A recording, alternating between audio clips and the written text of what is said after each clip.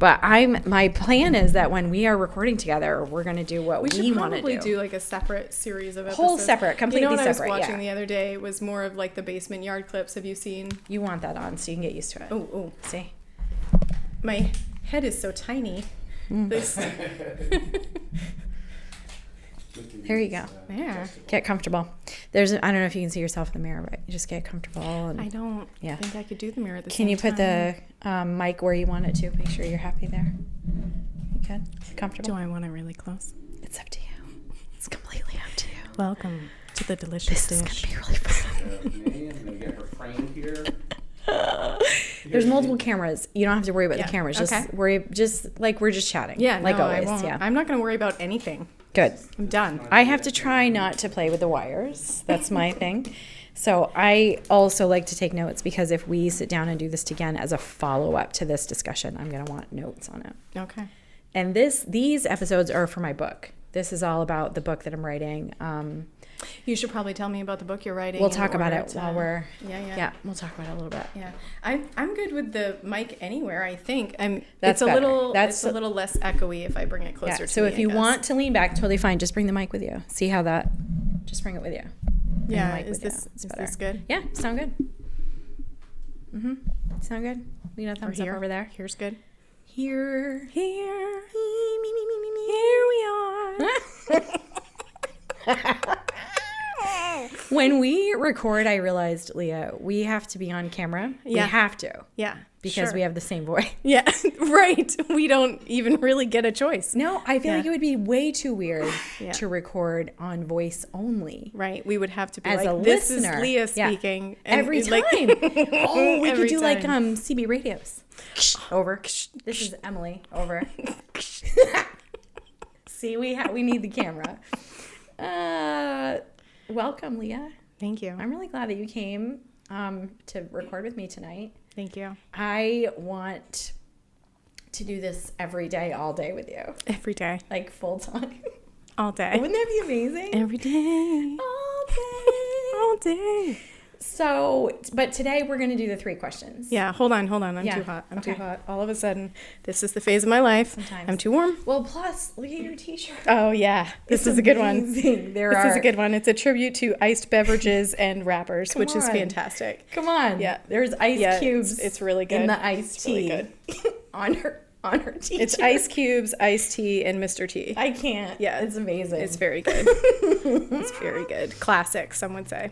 So we're here together, my sister and I, to talk about the 3 questions, which Sure. I sent to you a couple of days ago.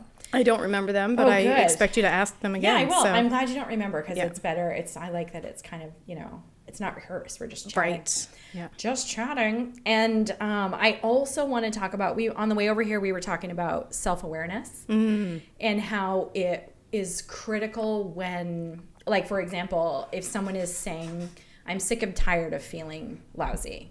Can you help me? I feel like I've tried all this stuff. So anyways, we talked about self-awareness as being critical to that sort of thing. So I might want to dip into that a little bit later, Sure. if you're okay with that. Sure. So the first question, well, before we get into that, Leah, would you like to, what I usually ask people is, what do you like to do for fun? Oh, what do I like to do for fun? These days, I like to do nothing. Oh. Because my time is so structured right now between... And valuable, right? And valuable, almost, yes. I say my time is expensive. Yep. Because it's so precious to me. Yeah, no, that's absolutely true. And I have a job that's demanding and also fulfilling. And I am trying to earn my degree and get that done and out of the way. Yeah, and that'll be nice. That is not fulfilling, but is important. And so Interesting. a lot of my time is occupied and scheduled and disciplined. And I long for the days when I'll get back to a little less structure. Yeah.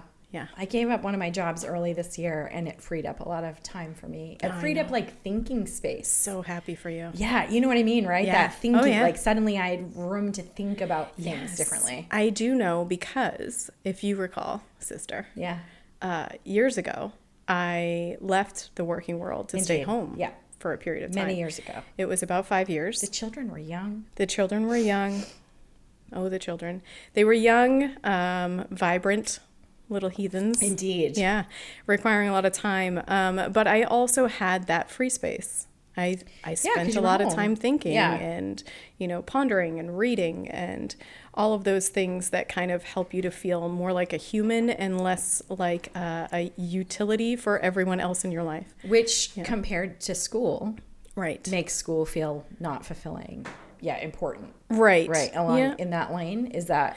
Well, and I think that also, school for me at this point, pursuing an undergraduate degree is really largely about being marketable as a professional in the world. Absolutely. And I also long to have a really effective thinking process. And I think that, this is one step in that process and trying to get there. I couldn't agree more. It's wonderful. And so that, all of that's necessary. But the problem with doing it in your 40s is that you largely know the information already. So it's kind of dull. Yep. And people who are not in their 40s in school tend to be challenging to spend time with. Right. Well, I am in a different type of program, so I don't have to do that. That's but nice. But yes, agreed. That's good. I remember when I started nursing school and I was in my 30s, and some of the humans that were around me carried their stress in a very different way. Mm-hmm. And that sort of environment breeds stress, and it was, it's interesting. Culture. Okay, so that's what you like to do for fun is nothing. Nothing. Okay. Yeah. Can you tell the audience a little bit about your favorite creature in the wide, wide world? Oh, my favorite creature. Does it have to be my dog? No. It does not have to be your dog. What would be my favorite creature? She might be my favorite creature. Just don't tell my dog. She's Daisy the Doodle Schnoodle. Fantastic. She's pretty great. She is pretty great. My favorite creature. I took her off guard with that one. Well, yeah. I mean, that wasn't in one of your questions that you sent to me that I don't remember. So I think that it might be like a chameleon. Oh. A lizard that's really kind of quirky and unusual, and I don't want to get close to it, but I admire it. Yep. That reminds me of the day that you almost died by alligator. You remember that day? I do. Don't you touch that alligator. That was hysterical. The guy, we were at an alligator park, Gatorland. That's Gatorland right, in Gatorland. Florida. Shout out to Gatorland in Florida. In Florida. Do you remember that person's name? No. I feel like... We have a picture of him. He was quite a character. Yeah, we have a picture of him somewhere. We can totally... The internet is wonderful for preserving these memories. But that was the year of my 40th birthday, and I'm going to be 48 this year. I'm going to be 48 this year. Yeah. Sorry, I can't seem to... It's hard to say. Excuse me. It's hard to say. I'm going to be 48 this year. Yeah. So it's been 8 years since we traveled to Florida together. Yeah. We need to travel again. This summer we spent in Florida. What time is best to travel to Florida? We should try to We should go in July. We should go when other people are not going is when we should go. Okay. Is there anything else you would like to share about yourself? No, I feel like I'll share things as we talk. Yeah, I agree. I think. Just like to give you the opportunity. Yeah. Thank you for sharing about your favorite creature. Sure. What's your favorite creature? I oscillate between different... Yes, excellent. I oscillate between which creatures I love the most. I think I am enamored with small puffy birds right now. Oh, birds are terrifying. Yes. I Do you don't remember want also to the spend trip in time with Florida? them. Do you remember? Changing the subject. I did hold a snake in Florida. You did. Yeah. Yeah. Okay. Small puffy birds, I think, at the moment, from like through a window. Through a window specifically. Are these the kind of birds who look like older women who've been thrice divorced? Is that no? like they look like they're wearing exactly mink what you're coats talking with about. large like hats. No, I know exactly what you mean. I'm thinking more like little songbirds that go to bird feeders. Oh, okay. And specifically because I've been painting and drawing Sure. a lot for several months. You know what I mean? So it's really about thinking about the way the light comes into how their color changes when they're this way or that way, that kind of thing. It might also be because you're 48. Like, do you know Oh, the thing about yeah. people get older and all of a sudden you're fascinated by watching birds? Do you know a that real thing? thing? It's a thing. It's happened to our father. So it's happening to Yeah. me. It's happening. It's happening. And I don't want to be around them. Right. But my friend Jenny has a camper in the summertime, and she has bird feeders attached right to the window, and they come right there. That's So crazy. I can take pictures of them, It's too much for me. but I can take pictures of them, really nice ones, so I can paint them if I want to. They're all Yeah, they're right there. at the window. They're right there, dude. Like That's terrifying. okay. The first question is, Let's get to the first question. excuse me, where do you see sacrifice in everyday life, and how do you know that that is sacrifice? And when I say that second part, I'm trying to figure out how you define sacrifice. Okay. So I did think about this question, and I had a hard time answering it for myself in the present tense, but Interesting. looking back, sacrifice was my daily life until my children were grown. Yeah. To talk about that a little bit. Yeah, absolutely. So as a mom and a wife, and those were my roles, and those were the limits to me.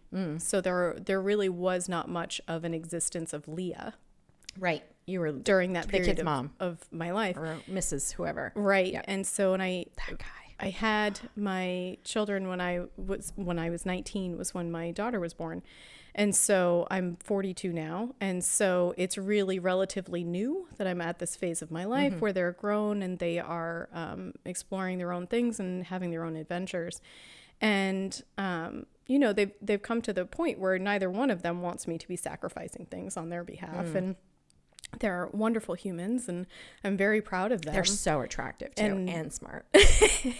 And I'm also really glad to be in this phase of my life. And I think that I put it to you as like living in my whole house. So I literally realized one day that I was not using all of the space in the condo. So I was But you were the only one living in it. only one living Yeah. there. Just me and Daisy. Yeah. Daisy the doodle schnoodle. Daisy the doodle schnoodle. Maybe she's my favorite creature. She might be. But go on. Yeah, so I realized one day, so I had been struggling with the heat and humidity. And as you know, the Maine, yes, right? yeah. The Maine is difficult to tame when it comes to the summer months. That's right. Yes. You lopped the Maine many years ago. No Maine. But that was driving me crazy. And I kept trying to think about, like, how do I solve this? Like it was this massive problem. Yeah. And then it Interesting. dawned on me I could just do my hair downstairs. Yeah. Where there wasn't all the heat and humidity. And it was a smaller bathroom. And I convinced myself I couldn't do that because then I would have stuff left out. And what if I had stuff left out? And so I followed the path, the stuff right? belongs And I'm like, here, well, not the there. stuff is my own. Interesting. So who is going to tell me I can't have stuff out if it belongs to me and I'm the only person here? Right. No one's This judging my This stuff. is my house. I can take up every inch of it if Every I inch want of to. it. That bathroom had nothing in it. And I spent so much time decorating it. You know, I painted it, hated that, tried putting up new wallpaper, painted. remember. Yeah, all of those things. And it had zero things in it. And I hardly ever used it because there was nothing in it. Yeah. And then I just had that epiphany. So I think that over, that is to say, in a giant generalization, over 20 years of my life, I made myself small and compact. Yeah.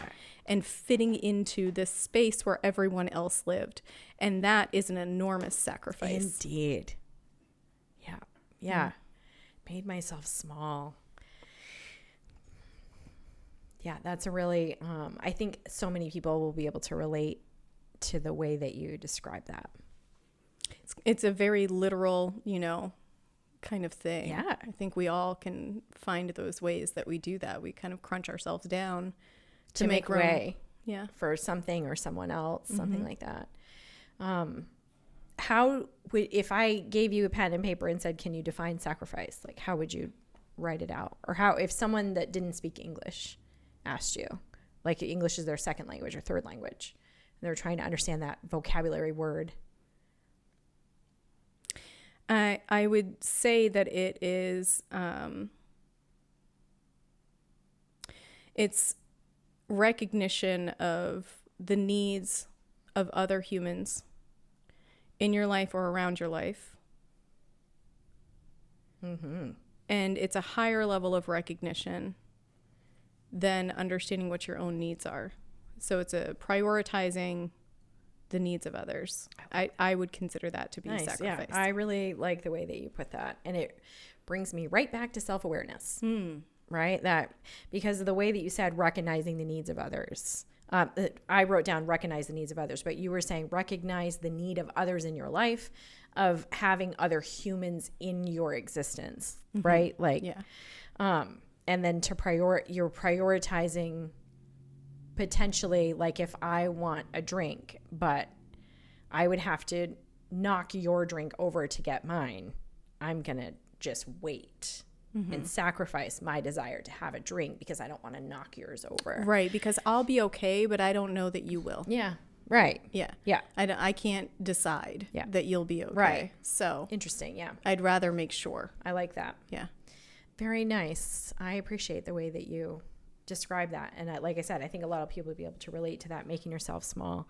I am usually thinking about this stuff through the lens of building relationships and how critical it is to sacrifice. But I think it's something that I am not usually very willing to do in my own house.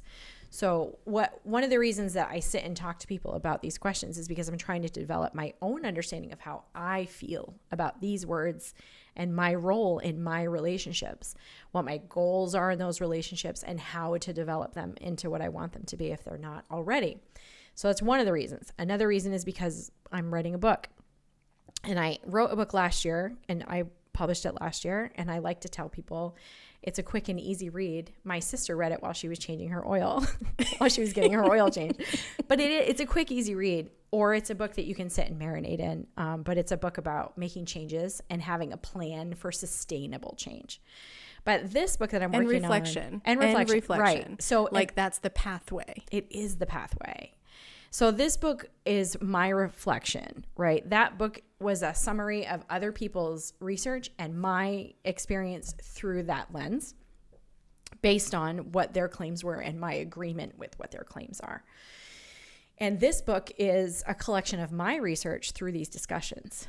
So I call it conversation research, and it's much more anecdotal. You know, it's not very quantitative research. But I suspect that this is the best way for me to learn about myself. And if that's true, it could be true for other people too. So I find that access to information and demystifying things is really critical for the community to move forward. So in the book, I will be reflecting on how I feel about my relationships and my challenges, especially in my house, but also professionally. And as I explore those ideas, if you're the reader and you're interested in Dave Barrett's discussion, you can go onto YouTube and look up that discussion and watch it and hear him from his own words talk about that. Dave's episode should be out by the time you're seeing this episode. And I'll just put in a plug that if you have never had the opportunity to sit and have a conversation with Dave Barrett, you definitely want to listen to a conversation. 10 out of 10. 10 out of 10 as a human, as a fan of the world, he's a terrific guy. As a conversationalist. Seriously. Yeah, absolutely. Yeah, he's a terrific guy. We had a good time together. I bet. We got very nerdy. Yeah. Like Dungeons and Dragons came up, electrons, like we got very seriously, we got very nerdy. Okay. So I just wanted to give you a little bit of information of context of why I'm asking so many people these questions. Sure. And so I appreciate you being here to help me with that. The second thing that I want to talk about, and it feels like we're going to be right in the same discussion really, is you can tell when someone is good by, that is the second question. How can you tell when someone is good? I guess I need definition around good. I want you to explore that. Okay. So what happens usually when I ask this question is one or both things happen. We talk about that the question is terrible and why, and that we have an answer for the question. Or we go into talking about, because everybody has an answer for this question. So I get excited when people don't like the question. I think it's important to talk about. Yeah, so I have no problem with the question, and I don't think that there's really such a thing as a bad question or a terrible question. I was going to say, I don't think there's any such thing as good. Questions are how we discover the world. Binary. It's once we get past the whole baby stage where everything goes in your mouth, and that's how they explore the world. You loved that. Once we get past that, you loved that. I don't remember. I don't recall. You would put everything. You don't remember that at all? I don't She's recall. Bluff. She's not serious. I You don't remember that at all? Of course not. This, you would have been when you were little. Okay. Of course anyways, not. Why would I remember that? You weren't a baby. That's why. You were not a baby when that was happening. Anyways, you started to say, I need to understand the definition of good. Right. Yep. Because to me, so I don't... That's what I mean by saying the question is crap. I don't categorize people as good or evil or what have you. I think that people are who they are. And you get the privilege of learning a little bit about a person as you discover different things about them. And it's not really... It's not up to me to pass a judgment. And that's what that feels like to me. Good, bad, that feels like a judgment. Yeah. So I think that if I were to try to think of what I would consider to be good qualities in a human, that would be a much more comfortable place for me to be. I love it. So I think good qualities in a human are things like an awareness of how you impact others, care for others. And I mean that as the opposite of not caring about others, of, intentionally not caring about others. So I think of that as the opposite of that. Can you come up with an example that's not going to make people troll us on the internet? Well, I think that if your world is really small and, narrow, then your scope is going to be pretty small, and you're not necessarily going to be thinking about how you impact another person. And so that could be as small as, you're in the grocery store and you're trying to get by somebody and they are just all over the place with their cart. And, there's obviously 23 other people in the store. Aisle. I counted them really quickly. Yeah. There's at least 23 people here. I had time to count. I had time to count because I can't get by you. That is definitely one of those things where your scope is so narrow that you can't picture all the people around you that might also have needs. Don't even notice. Right? That's what I'm writing down. Right. You don't even notice which is, they exist. Ignorance in the true sense of the word, right? Privilege. I know. I asked you not to be super categorical. Yeah, I'm not applying it to privilege. I'm applying it to a sense of self-awareness and environmental awareness, and just, you are participating in this world, right? You don't just exist on your phone, on social media. You're a human walking around in this world. Yeah. I am a human walking around this world. We're all out here. Yeah. We're all doing our thing. That never ended. That didn't disappear. Right? Yeah. That's what I mean. So, and I think that if we spend a lot of time in that digital area, we tend to forget those things. I think it's really much easier, certainly, if we're not doing any in-person connecting stuff. Yeah. Why don't we take a quick break right now, because the timer went black, and I think we turned the timer black. It's under 5 minutes anyways, so we'll pause and take a break. I know it seemed like a really long break to everyone. There's a hair that's tickling me on this, but it's fine. I'm fine. Everything's fine. It's fine. I'm okay. I'm okay. So we're talking about we're sort of skirting around the binary nature of the word good. Yeah. Right. And that it's too binary to have a discussion about humans, because humans are not binary. Right. And that, there's this this recognition that the way that I want to see the world is to expect positive intent all the time and to just start there, because I find that I walk myself off of the cliff and down from the ladder when I can do that. And it's important, I think. So you mean like for give me, people the benefit of the doubt? Is that what you mean? Kind of, yeah. Okay. Yeah. Like assume that person is doing their best right now. Yeah. And with what they have, or that they want to be doing their best. Even though I want to get by that person in the grocery store, right? I don't know what they have dealt with all day. I know that there were days when I went to the grocery store with the kiddos, right? And they're 20 months apart, and they had a long day and I had a long day. We really needed some groceries. We ended up leaving the cart where it was, and I had a toddler under each arm, and all three of us are crying, and we walked out of that grocery store. And then I called Mom and said, can you please go get me some groceries? Yeah. So I get it. Like there are days when all you can see is what is in front of you. And I don't think that it's okay for me to say that person's not good. For that reason, you know? So I feel like that can be applied in macro levels and micro levels. And that application makes me feel good in the world. So that's the value for me. One of the reasons I ask that question at all is because I like to hear people talk about the question.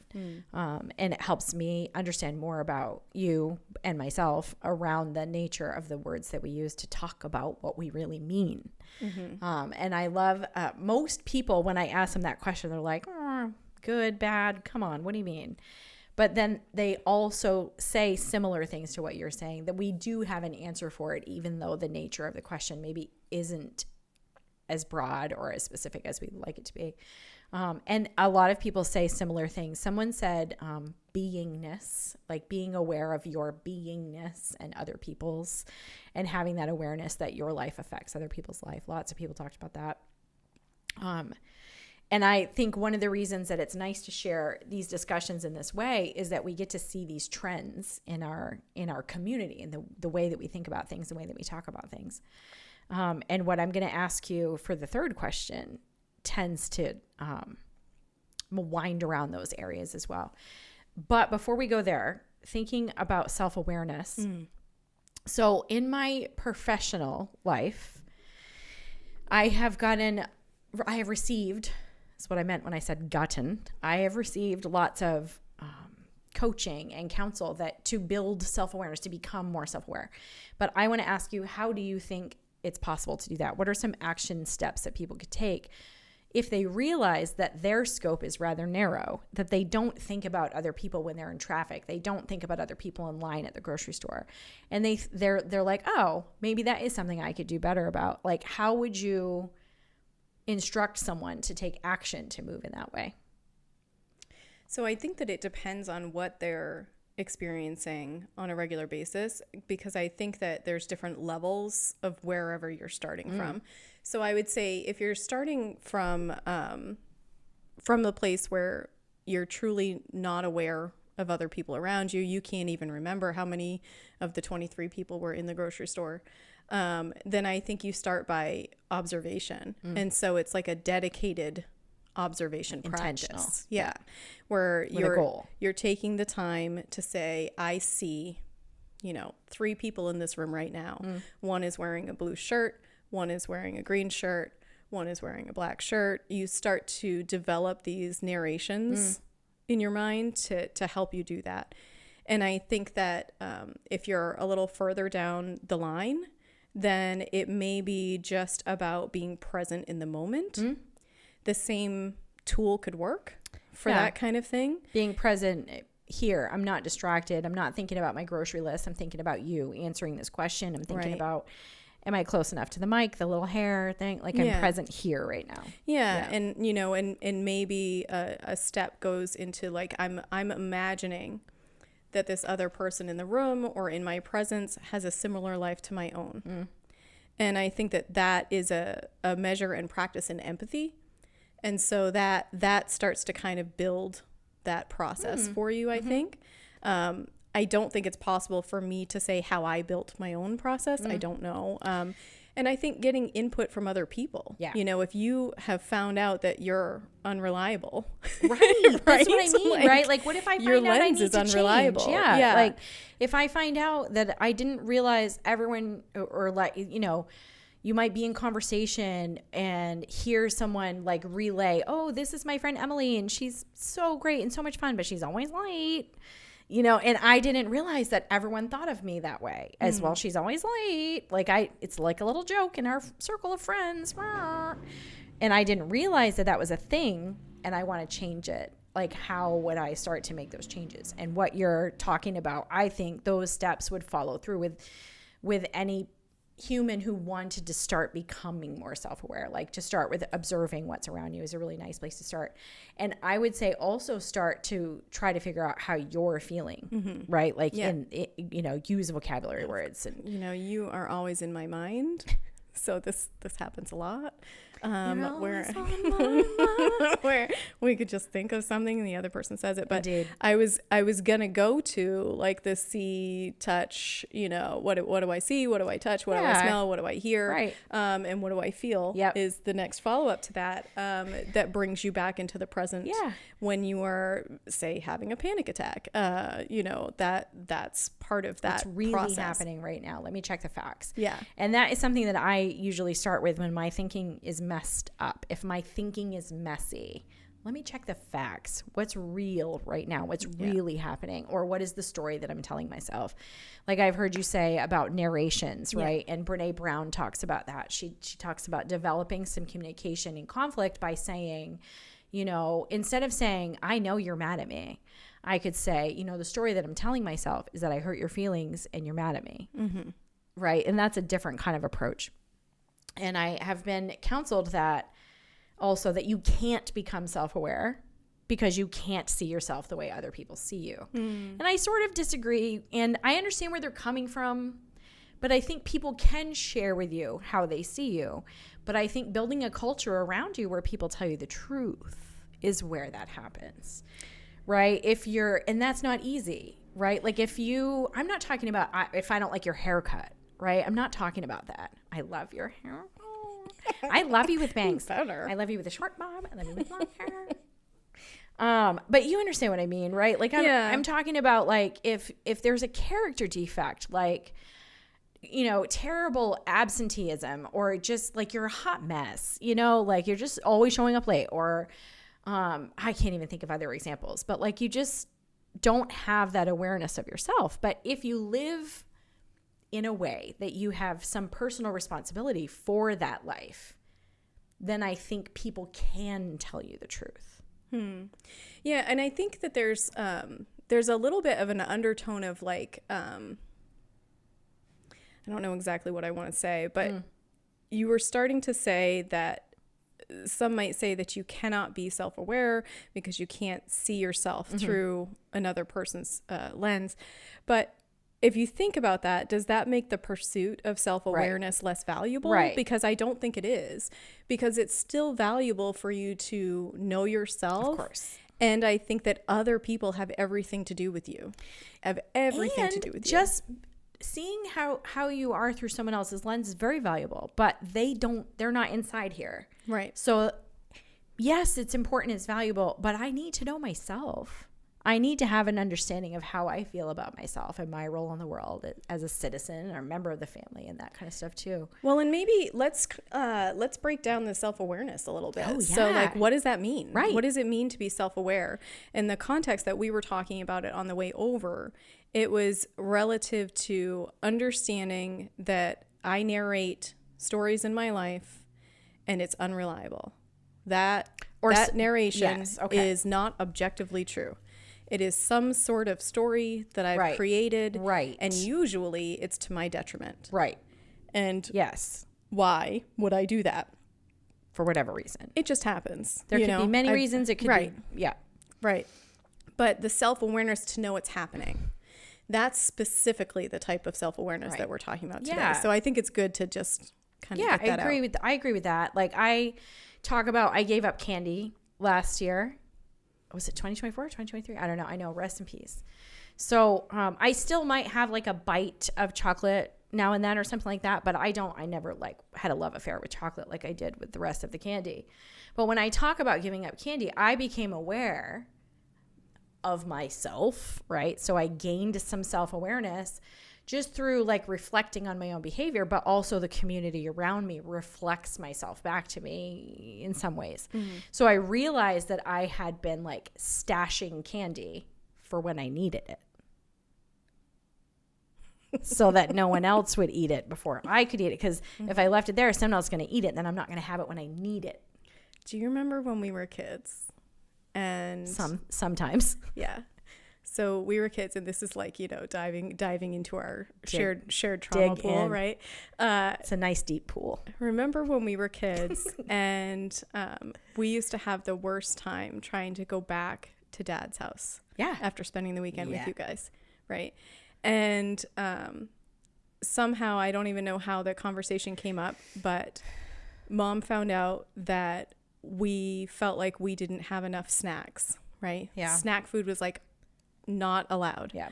And it was probably just because we were poor. Yes. I don't know. Yeah. Probably I'm just because of 100% that. sure. Yeah. And so Snacks are expensive. So on the way home, Norm would stop and buy us all the candy bars at G&M, all of them. Remember? And he would send us home with them, and they weren't candy bars. They were chocolate covered granola bars. Sure. You know, by all, you know, but intents and purposes, they're candy at this point. Oh, but when we were kids, that was the healthiest thing on the shelf. So so he would give us all of those, and we would hide it in our bags, so that we felt like we had something special. Yeah. I wonder why I have weird things around food. I wonder. It's weird. It's There's weird. these weird things. I don't know where food. these It's things so come odd. from. Do you know I sleep so well when the pantry is like stuffed full? Do you? You know what's funny is that I actually don't like everything I stuffed. know you don't. I prefer to only have what Just I need. enough. Yeah, I know. Because the clutter drives me crazy. Yeah. And because I hate waste. Yeah. And so I will Which eventually also throw a bunch of stuff away. Stems from all that. Right? Yeah. Right? Yeah. Absolutely. Yeah. But it's funny how we have opposite, right? thoughts. And when John and I were spending all our time in the same household, right? He is a fridge stuffer. Okay. Yeah. And you've seen mine. Oh, yeah. I am not. Yeah. When I house sit for you, I bring my own snacks. I mean, I live next to the grocery store. You could literally walk there and it wouldn't even be a mile. So you don't have to store them in your fridge because they're right there. Exactly. Yeah, why keep them in your house? They're right there. It's right there. And there's no telling like whether I'll want to eat the same thing, 2 days from now compared to when I go to the store. You probably won't. Yeah. Let's be honest. Let's check I the probably won't.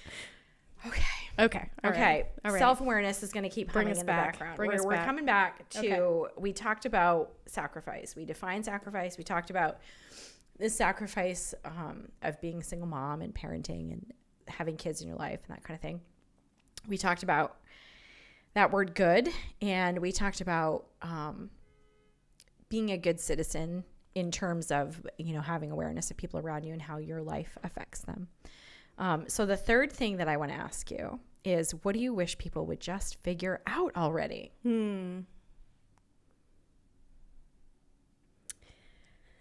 I don't know if I have an answer. Let's talk about it and then we'll get there. Sure. Some people, I've had a few trends in answers here. And one trend is that time is precious. And the other trend is usually around the way we treat each other. The answers. Mostly. So I think what I really wish is that people would figure out how to save to PDF. I really wish that was a thing everyone understood. Do you want to hold hands and think about it for a second? It's just moment of silence. Do you know that sometimes for all the Word docs with janky photos? just hanging out. I need to give a shout out to Jonathan Boyd right now. Okay. Did you know Jonathan at Vision Care? I do Boyd? not. He Oh, yes, I do. was in charge of Yes, the I maintenance do. stuff. Yeah. Yes, I do. You know. Yeah, Okay. I do. You know just who I mean. Yeah. Okay, we're going to leave it right there. Shout out to Jonathan because Hey, Jonathan. Jonathan once sent me an animated attachment on an email. Yeah. And when you click it, it teaches you how to Google something. Oh. That's valuable. He sent that to me years and years and years ago. And I don't know how many people I have sent that to. Ask me a question that you can figure out on your... If you want to spend time with me, say you want to spend time with me. If you have something else to ask me, ask me. But please don't ask me what time it is. I mean, Really? I think that it's just one of those things where technology escapes a lot of people, but I do think that there are some that would just benefit from that crash course of the Save to simplest PDF. stuff. Attachment to an email. And attachment to an email, a save Web-based to PDF versus app email. And the trouble with Microsoft 365. Okay, so can we just talk about Microsoft Word for a minute? Why does it still exist? Why does it still exist? It is the least functional computer program that there ever was, and it's not changed ever. The ribbon has changed. Can I tell you The what I program appreciate? itself has not The one become thing that more I functional. really appreciate about Microsoft Word is that you can edit the dictionary. I feel like there's so many other programs that are I beyond know. Word. I'm just at saying this that's point. the one thing that I like about Yeah, I it. guess. So like, because I type the word CNA all the time. And CNA. it's like can, all the time, can. all the time, all the time, all the time, all the time. So I can go in and edit the dictionary, at least in my emails or in my Microsoft Word. Yeah. Because I don't know how many times a day I would, and I type 100 words a minute.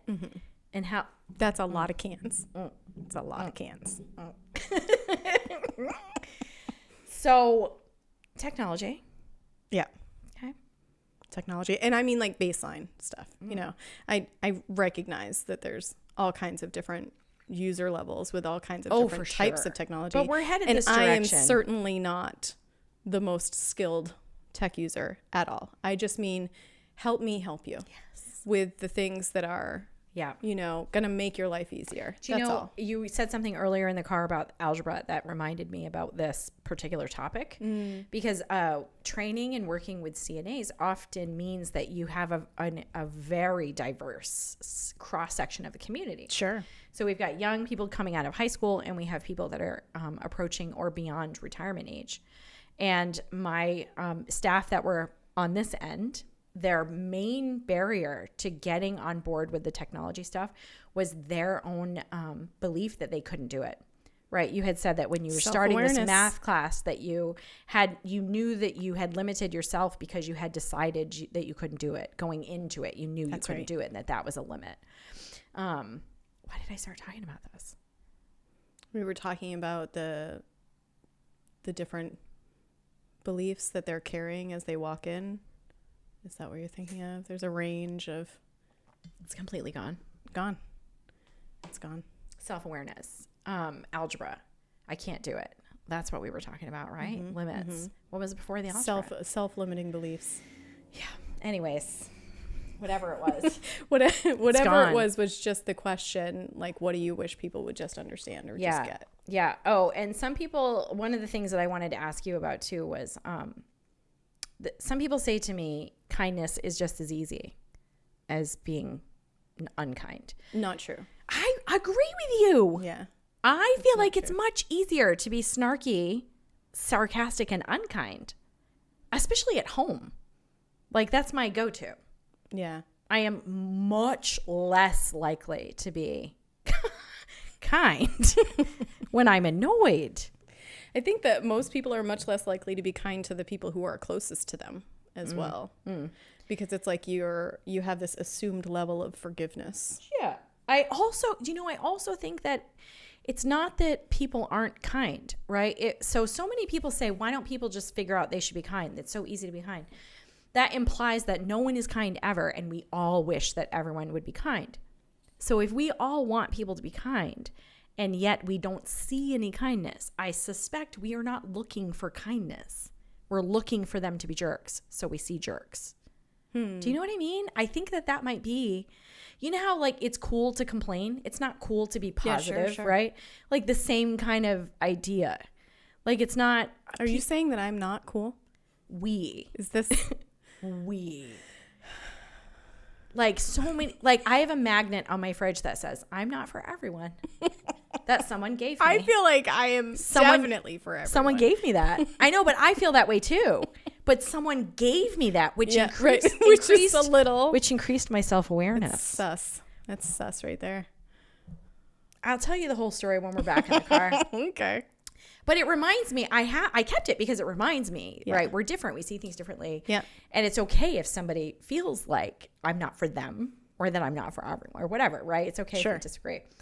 But I think if we're looking, we find what we're looking for. We are what we think about, right? So if we're expecting people to be kind to one another, we're much more likely to see that kindness in the street or in our everyday life. And I think that if we observe it, we'll feel better about life in general. Don't you feel good when you see people doing good things? I mean, absolutely. I don't need to be sold on it. It's because it's just I'm an overly optimistic human being walking around on the planet. But I also think that often the people who are saying that it's easy to just be kind, can't we just be kind to each other, feel slighted, right? Yeah. So there's been something that they have unfair perceived victim to be thing going on. to be unfair that's happened to them, or that someone has taken an action against them, or another person's differing opinion means that they are less valued or something. So I think that that's often where that comes from. I think you're right about but that. I think it takes way more effort to be kind. Yeah, I agree. On the other hand, worthwhile. Some of that, right. That's where I was headed, right? So it's a better investment for sure. Mm-hmm. It will always pay off a higher dividend. Like it's an investment that you will never fail you. What's the return on that? What do you think? Like 4%? Depends. 10%? Well, it depends. 10% would be enormous, wouldn't it? That'd be Compared to what? Compared to like the stock market. Indeed. Yeah. Yes. Right. So it's all relative, right? Compared to what? I mean, we're talking about compounding interest. It's what enormous. It's like a 20% return on kindness. Can you stop saying compound and enormous together? I'll try. What are we going to talk about the next time we're together? I don't. Are we done talking? We're almost out of time for tonight. I know, but we're also through the 3 questions. Do you have questions for me? This is why we're doing the 3 questions tonight. We did not get our crap together and make a plan. What was I talking about? I shared a couple thoughts with you recently. One of them being, and this might need to go into a different episode, but tiny cuts. Yeah. Tiny cuts. Oh, do you want to talk? Just say a little bit more about that. Sure. And did you coin that phrase, or is that from someone else? Oh, I have no idea. I don't think that I ever come up with anything original. I always say that. Nothing is mine. None of my thoughts are my own. No. I don't think that's tiny cuts. How my head works. So it might have come from another place. It could have. Yeah. So tiny cuts is this thing that I think describes the experience of when you have a really small interaction with someone, small in the scale of like what goes on in your life, and in the scale of like giant traumatic awfulness to, everyday mundane thing. Sure, like the ocean trauma and a puddle trauma. Sure. Okay. But the tiny cuts are something where you still remember that moment, and the moment sticks with you, and it was a really negative feeling. I have an example. Yeah. Do you want to hear it? Yeah. It's in the book. It's in my first book, Relationships Are Everything. Mm-hmm. It's poor mom. Mom, I love you, and please don't internalize this. Well, do whatever you want to do. I'm not going to tell you what to do. I love you. Forgive me. So I was like 14 maybe, and I had tried on this vest of Mom's, and the vest it had all these fall color flowers on it. Do you remember? It was embroidered. I do remember. And the thread was like shiny. Yeah. So I tried that on, and I went downstairs because I was so like, and Mom goes, that's going to look so good in 5 more pounds. Oof. Tiny cut. Ouch. Not her fault. My emotional stability is my own. This is not about Mom. Right. We're talking about a tiny cut. Right. Yeah. And that is my example that comes to mind. Yeah. It's a good one, right? Because it stayed with you. Mm-hmm. It was small. It was unintentional. Mm-hmm. But lasting. Yeah.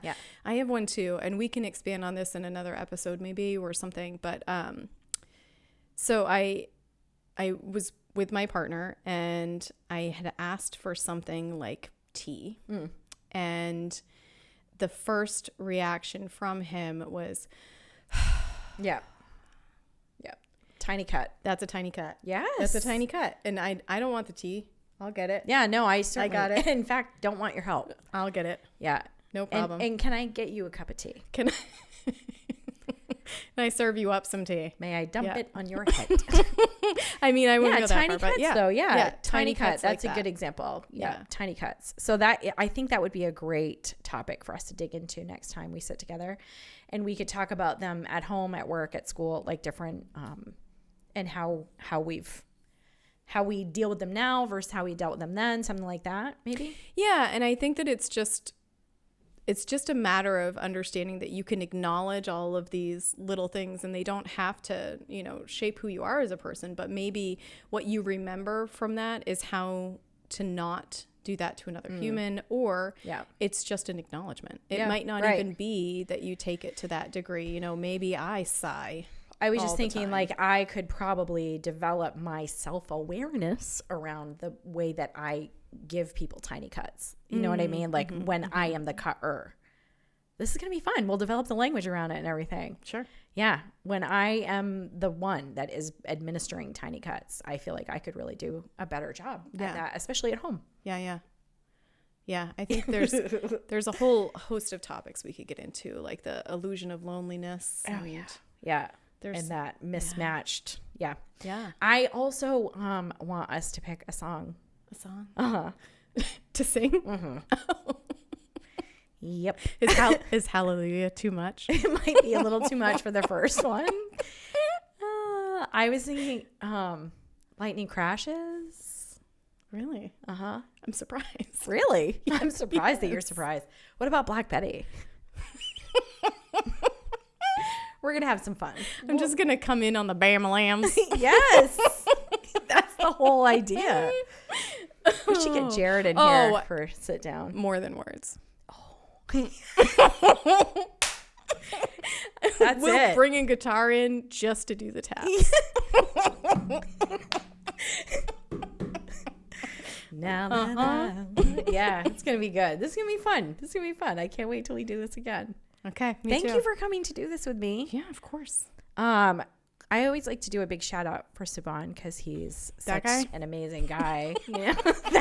This guy over here, he produces these for me, and it's amazing. You, he does the editing and producing. And if you want to have a space to record in or take pictures, or if you want to learn about how to record or how to take pictures of videos and that kind of thing, Subban is your guy.